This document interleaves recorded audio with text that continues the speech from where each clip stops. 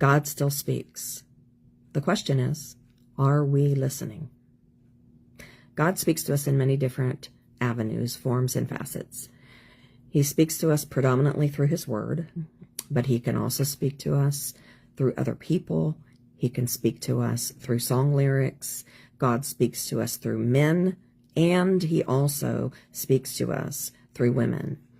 In the Old Testament prophetic book of Joel, chapter 2, and verses 28 and 29, we see in this context of Scripture that the prophet Joel is speaking about in those days, in the last days predominantly, that he is going to pour out his Spirit on all flesh, that his sons and his daughters would prophesy, the old men would dream dreams, the young men would see visions.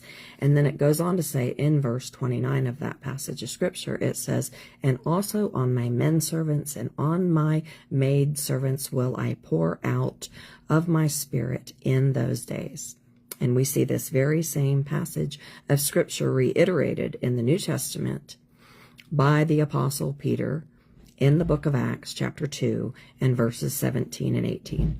So I'm inviting you to tune in this morning and to just have a listen and for you to ascertain, how do you think God speaks? Does he only speak through men? Does he speak through men and women? Is he still speaking? My question today is, are we listening? So tune in at 11 a.m. Central Standard Time. Thanks so much. Have a blessed Sunday. Talk to you soon. Take care. Bye-bye.